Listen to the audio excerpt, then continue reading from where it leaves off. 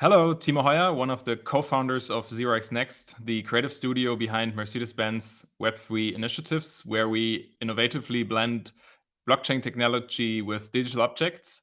I'm here on Edge of NFT, featuring the innovators in the digital and physical art space. Keep listening. Hey, NFT curious listeners, stay tuned for today's episode to learn how a 130-year-old luxury auto company like Mercedes-Benz seamlessly onboarded their top car owners into the Web3 space. And what unexpected prized possession that lives in our guest kitchen has changed his life? And lastly, Forbes now notes NFTs are alive again and growing over the next 4 years, but were they ever dead? And yes, it's official. You can dive into the captivating world of artificial intelligence with the Edge of AI podcast. Join us as we explore the frontiers of AI and its impact on our lives. Subscribe now on your favorite podcast platform and follow us on Twitter at edgeof_AI and LinkedIn for exciting updates and insights. You can also visit our new website, edgeofai.xyz. Welcome to the Edge of NFT, the podcast that brings you the top 1% of Web3 today and what will stand the test of time.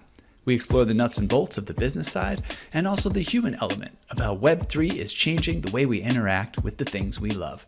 This podcast is for the dreamers, disruptors, and doers who are pumped about this ecosystem and driving where it goes next.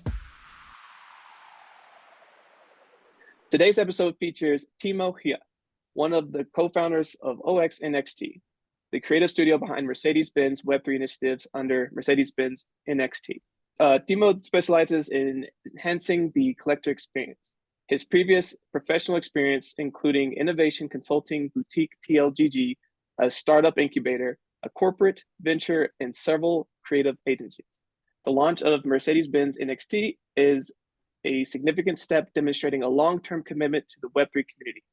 It's not just about making a statement, it's about innovatively blending blockchain technology with digital objects, impacting every brand and product in Mercedes-Benz portfolio. It's a pleasure to have you today. Thank you for having me. Pleasure to be here. This has been one of those shows that I've been looking forward to, and I don't know if you know the backstory, but I basically was in Dubai, and had an hour cab ride with a gentleman that you know in Germany, and he was just so excited about what you all were doing that he introduced us together. And he's another journalist, went all in on a print magazine. And I got a couple copies of those in German sent to me when I got back from Dubai. They're really cool to see that collaboration that you did. Yeah, shout out to Lucas. Thank you for the introduction.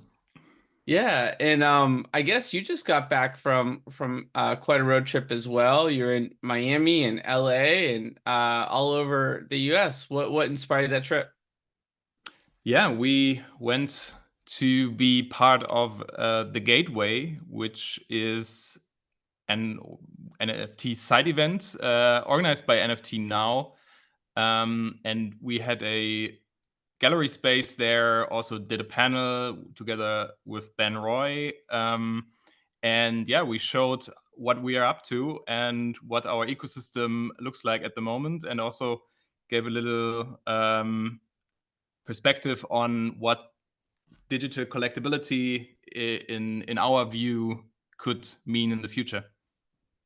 Very cool. Yeah, Art Basel is such a key part of the art scene. It's been great to see more emphasis there on digital art.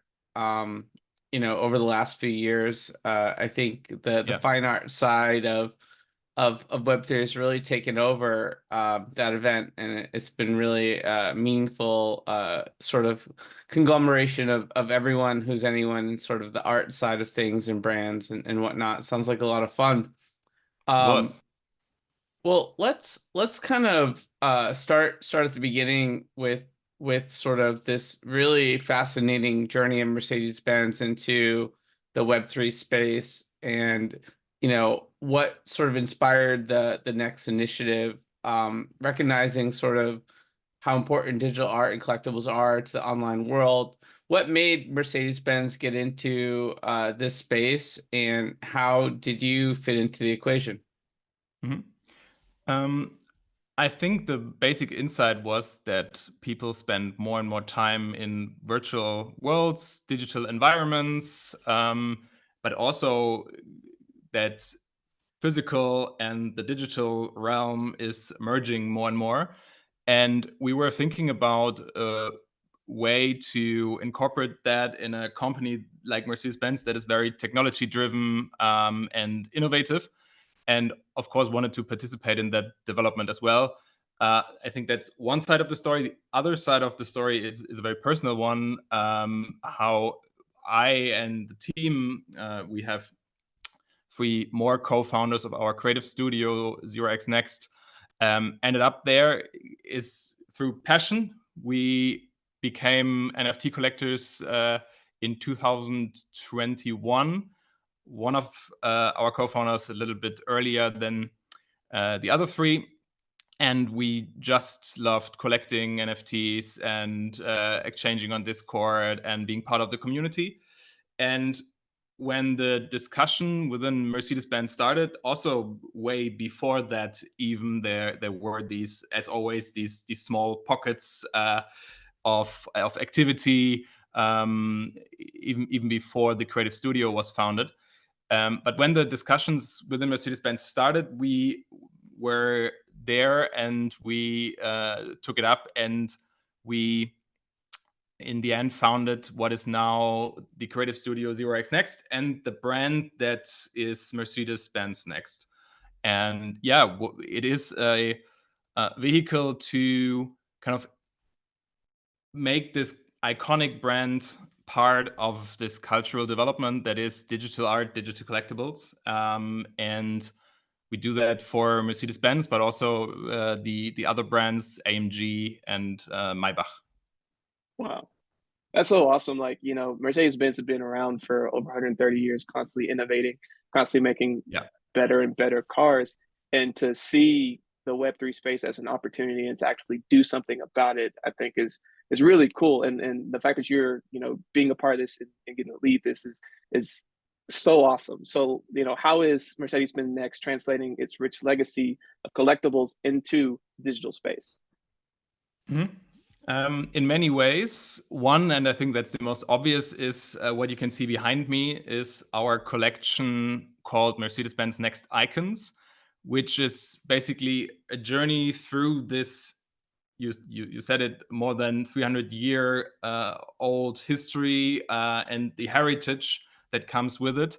And Mercedes-Benz is a company founded by engineers and very rooted in designs, and many of them icons. So that felt really natural to us to celebrate this heritage with digital collectibles. But of course, also there are many, many more things. Maybe we can talk about that later. Like we're doing in-car stuff as well. So there's a lot where the heritage translates into digital art and collectibles, but I think that what is behind me is the most obvious. Yeah. Cool. Yeah, excited to get into that. But yeah, let's start by just walking us through your 3 core collections. Mm-hmm. Sure. We started in June, and the first core collection that we did was Maschine. It was a collaboration with a very renowned artist in the crypto and also digital art space, Aham van den Dorpel. And we did that together with a DAO, Fingerprints DAO, which is a collector's DAO. They have a huge collection of autoglyphs, for example, one of the OG projects in the crypto art space. And that first core collection, Maschine, is basically, of course, code-based. It's generative, and it covers and explores topics like velocity, or motion, and movement. So it ties, of course, to a company that is about movement, to Mercedes-Benz, but it is not the typical branded projects that other brands would start with. So that was the first thing that we did. The second core collection is called Eternities, and there we specifically target the top customers of Mercedes-Benz to onboard them into the NFT space. So how we do that is we have we came up with a customized user experience because we thought that they might not have a wallet, but we want to include them and give them kind of a key to our ecosystem. So we came up with a customized solution together with a startup from Berlin, where we designed these kind of look like chip cards, like a credit card would look like. And these are actually hardware wallets with an NFC chip inside. And when you tap them against your phone, a wallet is created automatically. And you can do all the things like seed phrase and extracting NFTs, etc. later. But at that stage, the wallet is created and the NFT is automatically dropped into that wallet and shown within the app. So from a user's point of view, the experience would be you get the card, you tap it against the phone, and then there are, like, of course, in the background, technical processes happening, but you would just see your NFT on your screen. And for that, together with Gorden Wagener's team, Gorden Wagener is the chief design officer of Mercedes-Benz, we designed digital jewelry, digital diamonds, let's say. That's how they look like. And each is numbered and they are unique, and they are dropped in the newly created wallets, and then they can you can do whatever you want with them, but you can also get a min pass for our third core collection with it.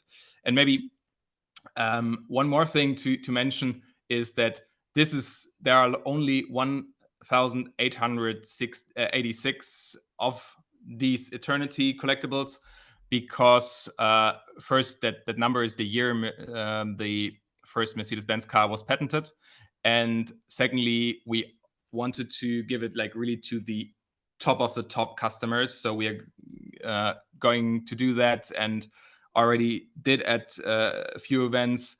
We're going to do that at events, and that also for us helps in onboarding these top customers, because personal interactions are always easier than purely digital experiences, for example. Yeah, that's really cool.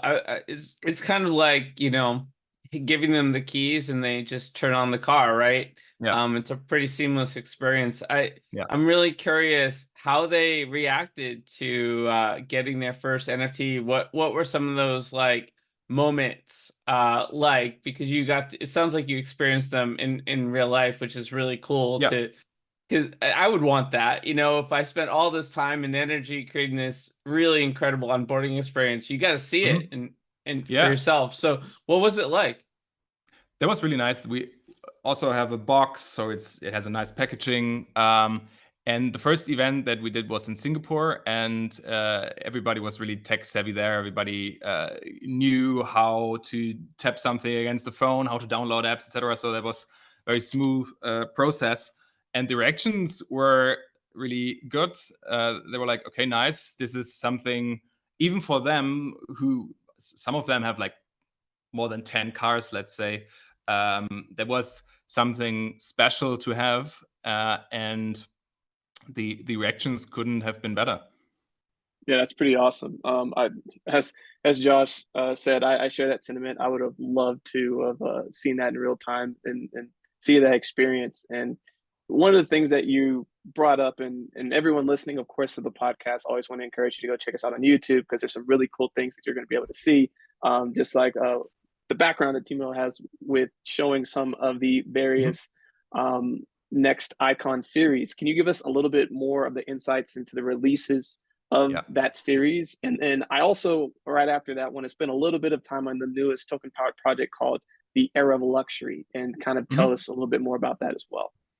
Yeah, of course. Yeah, that's the third core collection out of the three that we have. It's called Mercedes-Benz NXT Icons, and it's the closest one to the core product, as you can see in the background. it is a journey through the design heritage of Mercedes-Benz, and the way it is released is in 7 chapters, which we call eras. And also each chapter or era is its own drop. And it started with the first era of luxury. The mint was closed end of 2023. And in early 2024, the next era, the era of technology, will be able to mint. And each era has a specific time frame. For example, the era of luxury was the current production cars. So actually the models that you could still buy at your Mercedes-Benz dealership. And the era of technology is everything from 2000 to 2017. Sorry, 2017. And they were designed by the same people who design the actual cars, headed by Gorden Wagener. So it's the Mercedes-Benz design team that is responsible for all of these. And as you can see, they have different traits. For example, of course, the models. We have 6 models in every era.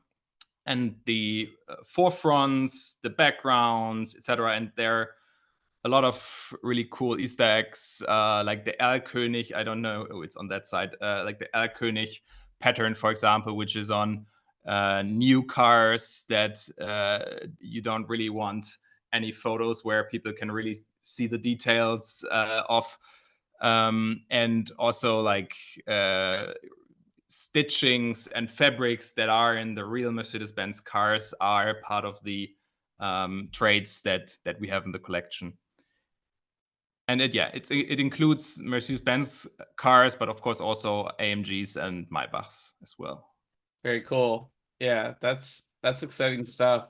So what's the next mint all about? Like, where are we in this sort of evolution of this digital collection release roadmap? Yeah. The next mint is going to be the second out of the 7 eras, the era of technology. And that, as said, is dropping very soon. So, of course, you can follow us on Twitter to stay up to date for the actual release date. Cool. And have you found that, you know, these collections have brought new folks into the Mercedes ecosystem? Yeah, of course. We have our own Discord, for example, and we are actively engaging with these new collectors there, the new brand fans. But of course, we're also targeting the traditional brand fans, and also, of course, collectors of physical cars as well.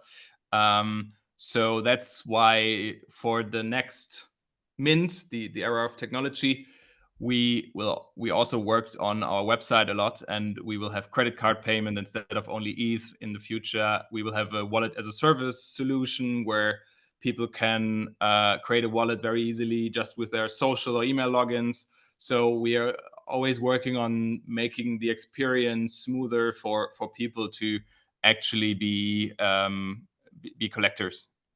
Timo, you're working with some really interesting onboarding technology. What was the process like in terms of deciding whether or not to build that technology in-house or to find partners? And were you surprised at the options that are out there to support onboarding? Mm-hmm.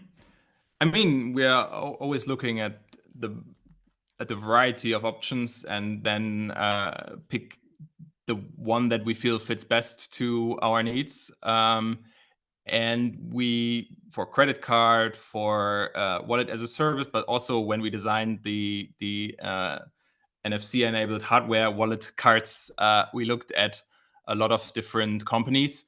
And for us, these services don't need to be invented twice. So, of course, we try to partner with the best out there, and to then have a user flow that feels coherent. But for us, everything starts at the user experience. When we designed our website, the minting experience, for example, we started with what would we want in terms of a good minting experience. We had a Dutch auction for the first drop, for example. We also have fixed price option, and we started to design from the user experience first, and then look at all the options that fit there. And yeah, we're happy to partner with a few great companies. One is Youba, who we did this card together with.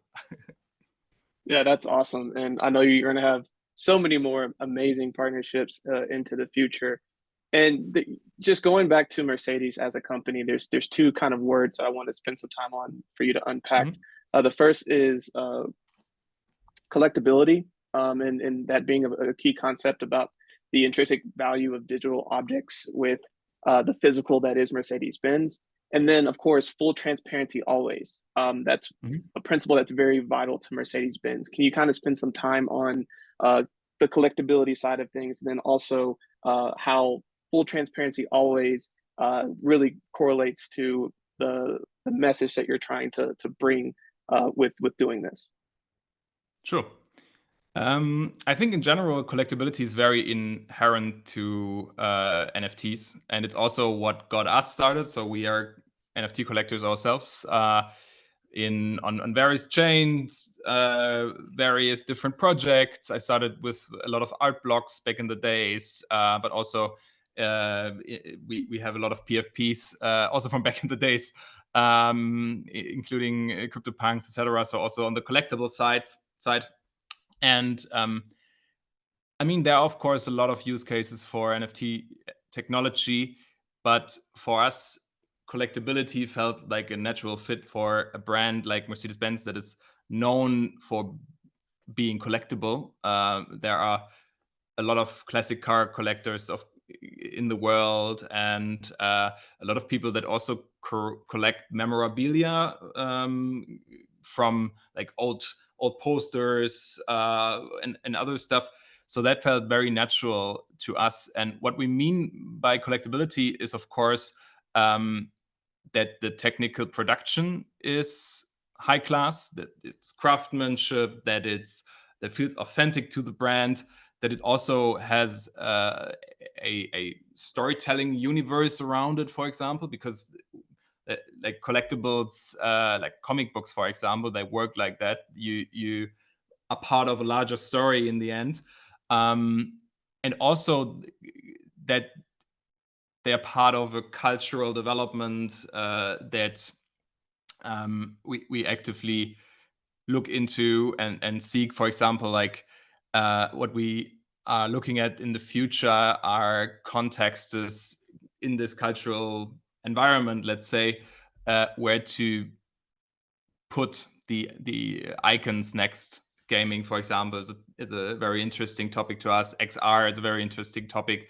when you look at what's going to happen with the Apple Vision Pro that is hopefully, likely, I don't know, coming out in January. It's gotten a little silent around it, but I think that's still also, when you look at the Meta Ray-Ban, for example, it's really, really interesting what's happening there. So we are also always looking into how we can be cultural relevant with what we do. And I think these factors in the end make an item and also a digital item collectible. Yeah. And the other, sorry. No, go ahead. And the other part of the question was around transparency always, which is actually something that was part of our strategy that we developed quite early, because when we were asked by Mercedes-Benz to develop the strategy, we asked ourselves, what would we want as collectors from a large brand entering the space? So we looked into what others had done, what works in the space, etc. And in a market that is very hype-driven and all about FOMO, etc., we wanted to be a little different, and also didn't want to talk people into buying something that they maybe later regret. That was one of our key principles from the beginning. So we said, how can that work? or ask ourselves, how can that work, and develop the framework that we are still using, of course, that consists of different layers that are a little bit like a hierarchy among the collections that we are doing. There are the core collections, and we already talked about the three that are out there: Maschine, Eternities, and Icons. That's the top tier. That is the they are part of a coherent story. They are planned and developed by us, and they are in a way all interrelated. That's the top tier. And then there is satellite projects, which are a little bit more fun. They can be more experimental. They are more one-time and unique ideas, but they also have a right to exist, of course. But we wanted to make it clear that they are a different kind of NFT collection that we're launching. And then there are peripheral projects, because as you can imagine, a brand like Mercedes-Benz also has a lot of things that could in the future, for example, be NFTs that are not 100% our own. So that's third-party brand usage. Let's say, for example, in a game where there's one Mercedes-Benz car, that would be a peripheral project. So that is a framework that we, as mentioned, developed quite early to give transparency and also to make people do good business or buying decisions, because we believe that the community thrives when people really want to be there, and when they didn't just FOMO into something and then maybe a few months. I love that. Yeah, that's great. And obviously, it's a great amount of responsibility to represent this critical iconic brand in the right way and release things when it makes sense to release them. You alluded at the beginning, and I would be remiss if we didn't talk about it, this idea of sort of NFT technology related to the actual car usage experience. What are your thoughts on that? There's been ideas tossed around in the space from, having a digital twin to your car that you own, and sort of using NFTs to capture driving data and personal data around preferences. How are you thinking about NFTs when it relates to the cars that folks own? Yeah, I mean, of course, we are thinking about the mentioned above things as well.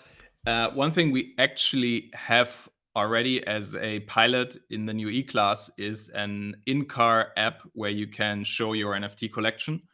And that is something that we will, in the future, of course, further develop. And all the other ideas, I cannot comment on them. That's fine. So I do have one more question for you, Timo. I mean, and then we have another segment that we're looking forward to doing with you. But you're clearly taking a look around at what's going on in the Web3 space, and you've started as a collector. What are some of the projects in the space that you've been personally following that you're excited about? The first thing that comes into my mind is actually Bright Moments, because it's a community also that we did an exhibition in Berlin with, but also that I was following way before that. And I love what they are doing, especially in live minting experiences. It also inspired our personal or our own live minting experience with the cards, and doing that at events. So Bright Moments is, shout out to Seth and the team, is really a community that I really, really like and follow. Sorry. Before you move on, I'll just mention the original Bright Moments is about 5 minutes walking distance from my house in Venice. And one of our first podcasts back in, I think, April of 2021, we actually did a live show at Bright Moments with Seth. So, that's so cool. there's some nostalgia there. I still own some of the OG Venetians and New Yorkers, and yeah, I met a lot of great people through the Bright Moments community in those early days, and one of their head developers is a good friend of mine that we catch up with, and he's he's in his 20s. He's having a great time traveling the world, and and getting to be doing some really sophisticated development. People talk about the cool art collabs that Bright Moments has done in this unique community, but they are doing some really sophisticated technology development as well. Yeah, I mean, we got an insight into that when we did the exhibition together, and yeah, they are really a top-notch team. That's for sure. Yeah. So shout out to those guys. Sorry, you were saying? Sorry, the second thing that popped into my head is actually LinksDAO, which is a DAO that just bought a golf course, and I'm very curious to see how that turns out, and I'm a very proud holder. So yeah, awesome. It's exciting to see what DAOs can do. Yeah, for sure. Yeah, you're following a lot of the projects we follow as well. So cool. Very cool. Timo, this has been incredible, and I think we'll have to have you guys on again at some point in 2024. I'm sure there's a lot of new breakthroughs and exciting updates you'll have at some point down the road for us. Sure. But we want to sort of get to know you a little bit better. Rich is going to kick us off with our next segment. So next we're going to get into Edge Quick Hitters, which is a fun and quick way to get to know you a little bit better. There are 10 questions, and we're looking for just a short, single, or a few word response, but feel free to expand if you get the urge. Are you ready? Yes, I am. All awesome. Right. Born ready. What is the first thing you remember ever purchasing in your life? It's probably ice cream. when your parents give you a few bucks and you can buy ice cream, or Pokemon cards. That's all I can remember at the moment. There you go. Yeah, probably a mix of those both. Maybe you bought them both in the same trip. Yeah. Now in LA, I buy a lot of that, but it's vegan ice cream. Like that's our thing over here in LA. And I appreciate that. I like it. Yeah, me as well. Next time you're in LA, I'll hook you up with some of the good spots. Awesome. What is the first thing you remember ever selling in your life? Something self-made. When I was a kid, I did a neighborhood newspaper where I gathered all the cool things that happened in our neighborhood, and I sold that to neighbors for like a few cents. Very, very cool. I actually, so that was my first job. Is I worked for the local sort of student newspaper for the county, and cool. I got to, I think my first news report was I interviewed the official witch of Salem, Massachusetts about sort of her witchy sort of shenanigans. So that was pretty cool. Okay. I also did an internship at a newspaper, and my job was to write about the local, how do you say in English, in German, shout out to all German listeners, it's Grünkohlessen. It's like this old people gathering in a senior home, and they're eating stuff together. And that was my first article there. Nice. Cool. So what was the most recent thing you purchased? I could check, but I think it was a Apple Store gift card. Nice. Not a bad one. I too use Apple for basically everything, so I get that. Yeah. Same. And how about the most recent thing that you sold? It's a very hard question.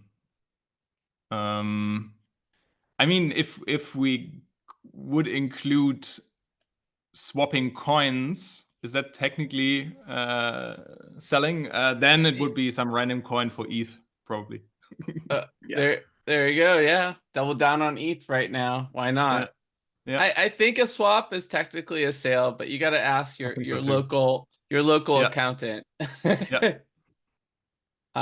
Cool. So the questions get harder, but then they get easier. What is your most prized possession? Maybe my collection of art books. That's something like that's valuable, or not valuable. How to say, like emotionally valuable. And apart from that, my rice cooker probably. It's life changing to have one. Cannot come up with anything else on the spot. I think the rice cooker's a first, but I don't blame you for that. Like, that's pretty innovative, quick way to eat some food. So I like that answer. All right. So next question. If you could buy anything in the world, digital, physical, service, or experience that is currently for sale, what would it be? Would be an artwork, I think, from one of the original digital artists, like Vera Molnar, for example. Definitely an artwork. Nice. I'm not familiar with that artist. What kind of art is that? It is generative art, but from the 60s. She started in the 60s and was at a time when computers were or filled rooms, and she was one of the first to actually think of this as not a processing machine only, but as something that you could use for art. And I think that's very beautiful. Nice. Yeah, super cool. If you could pass on one of your personality traits to the next generation, what would it be? Curiosity. I like that. Good one-word answer. Thank you. Exploring curiosity gets you to a lot of really great things. So great answer. It's true. On the flip side of it, remove one of the personality traits from the next generation, what would it be? It's very honest answer, but overthinking. Yeah, definitely get that. I think it also comes with having an engineering background, right? Like it's all the scenarios in your head. But they lead to some pretty cool results. So it's tough. You just have to decide when to overthink and when not to, right? When is enough? Yeah. What did you do just before joining us on this podcast? I was on a call with our technical team, and we were discussing new website features. Cool. And what are you going to do next after the podcast? Probably use my rice cooker to make some Mexican bowl or something. All right. This rice cooker gets a lot of a lot of usage. It's not sponsored. I'm not paid by the rice cooker company. Is it like an industrial rice cooker? I mean, it sounds like you're using it quite a lot. No, it's not industrial. It's for home use. It's very, very small. But it actually changed my life for the better. I can tell. There's like an NFT series coming out in Timo's future at some point of just rice cookers. Well, rice cooker, a love story. Right now we have more eras of Mercedes-Benz NXT to release before I can dedicate my life to rice cooker NFTs. Oh, for sure. Well, we always like to finish with a cool bonus question, and today's is going to be about what you spoke at the top of the interview, which was as you were doing your trip to America, what is the most memorable moment from that trip that you just had?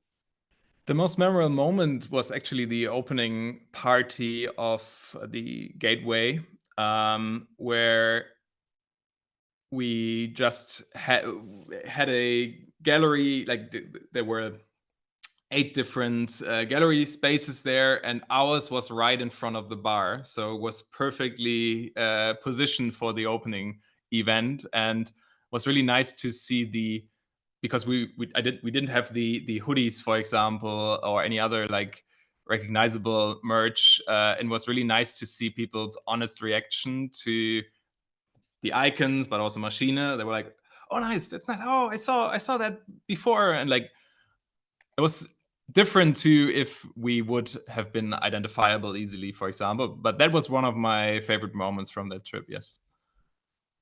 Nice. Cool. Well, that was a lot of fun. Thanks for playing along with us. Thank you for having me. We have another last segment before we sort of move towards closing out, which is hot topics, where we're just going to cover a couple quick things going on in the market, and feel free to join us in the conversation, add your own commentary. You get to switch from being guest to co-host for this segment. Okay. Sound good? Yeah, let's see how it goes. All right, so Richard, Timo, one recent news article here from Forbes is the future of NFTs. Will the market revive in 2024?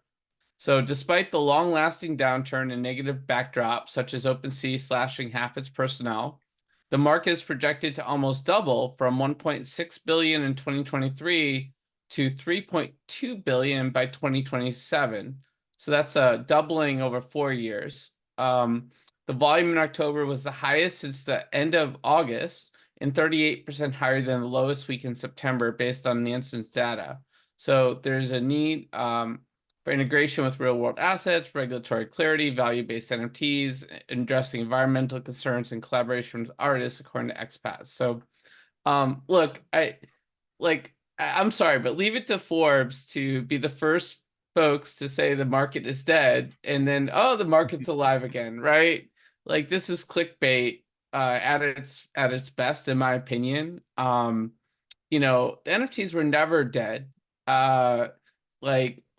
You know, it was a shiny object. It was an experiment. Even folks like Eric Calderon that came on our show professed, you know, Snowfro professed that it's all been an experiment. And I think when you burn the midnight oil for like over 18 months, you need to take a little rest. You need to breathe a little. And the market's been breathing, in my opinion. What do you guys think? I mean, I think it's blockchain or NFTs a medium. So like with paper or canvases, there are the Picassos in the world, but also the nieces and nephews that paint cute, but maybe not culturally significant paintings. And I think it's the same with NFTs. To say NFTs are dead is just a nonsensical sentence to me. Yeah, and just to speak to that, like, yes, at the hype of just like looking at how big the market being from 1.6 billion, when you look at the entire art market, right, just art, we're looking at almost $580 billion in all of art. So if you're saying that right now it's caught that small of a fraction of that, I think we're going to see more and more artists into the future, even if they have a physical piece, tying it back to some sort of digital asset as well. And so I think the call that it's going to be 3 billion in the next 4 years, I think that's understating what's going to happen. I think it has the potential to be much greater, especially as the companies that are sticking around and growing this NFT space are finding that true utility and getting true buy-in from their community. I think it has way more upside than that. So like you said, Josh, I think this is kind of more of a clickbait thing, but I think this market is a lot larger than they're portrayed in this particular article. Absolutely. Our next story, guys, is around StoryCo, and we should sort of disclose we own some of the OG NFTs in this collection. They were a partner for us at Outer Edge this past year.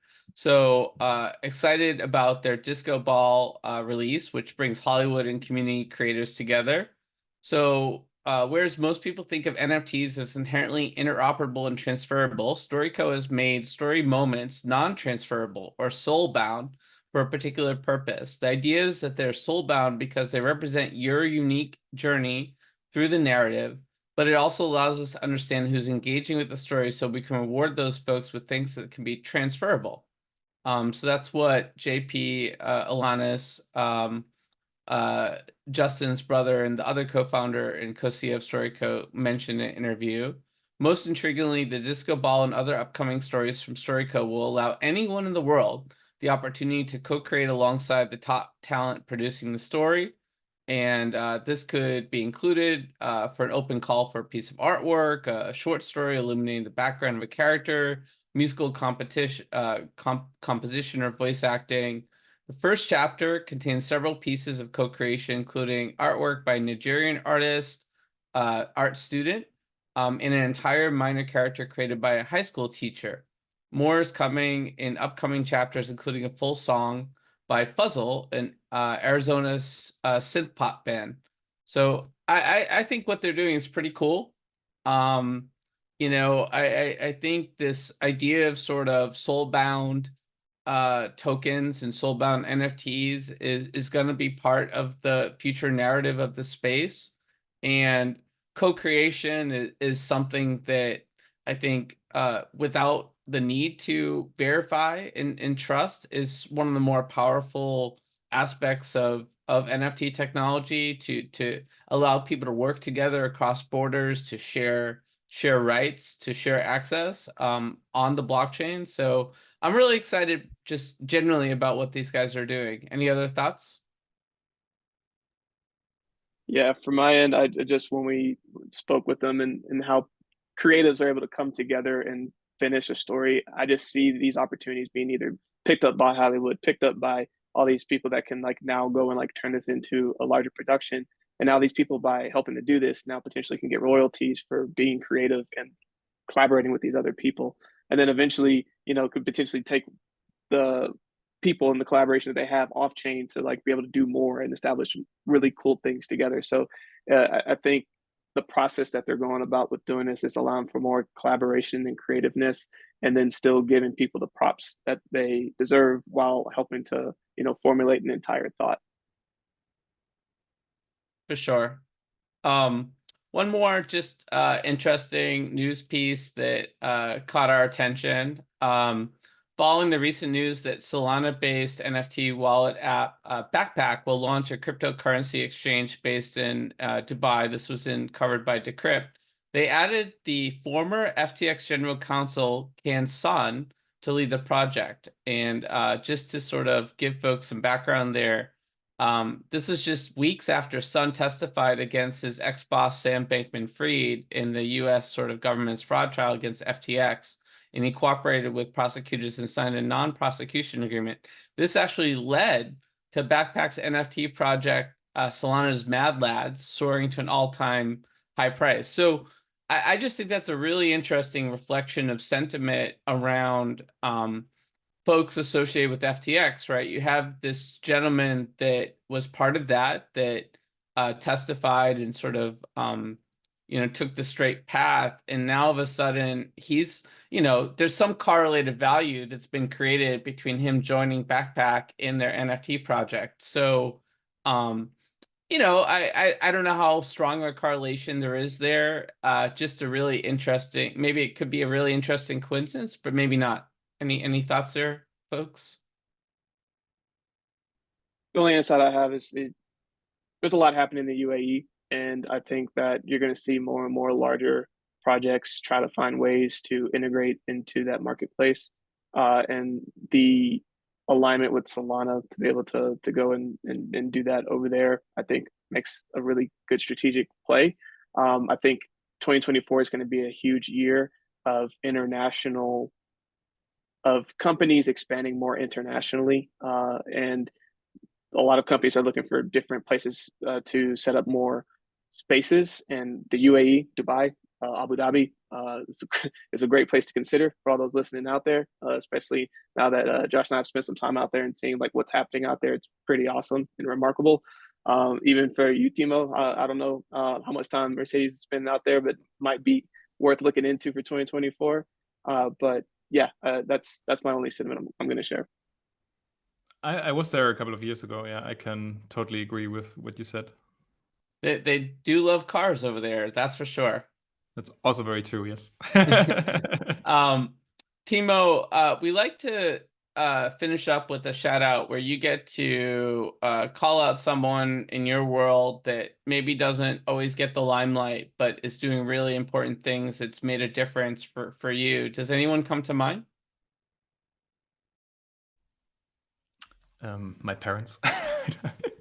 I would have to think a little bit, but not on the spot, no. All right, shout out to Timo's parents for inspiring all this creativity. Are they based I mean, of in... course, our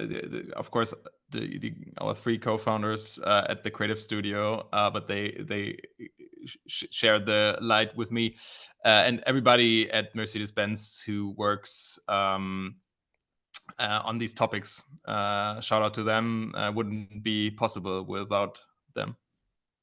Great. And this has been a really fun show. Really excited to see brands like Mercedes go into this space in a meaningful way. Where can listeners go to learn more about you and the projects that you're working on? Our website is nxt.mercedes-benz.com, and we are Mercedes-Benz NXT, as in Mercedes-Benz Next, on X or Twitter or whatever it's called when this releases. Nice. Well, we have reached the outer limit at the edge of NFT for today. Thanks for exploring with us. We've got space for more adventures on the Starship, so invite your friends, recruit some cool strangers that will make this journey also much better. How? Go to Spotify or iTunes right now, rate us and say something awesome. Then go to Edge of NFT to dive further down the rabbit hole and subscribe to our newsletter. Look us up on all major social platforms by typing Edge of NFT with no spaces and start a fun conversation with us online.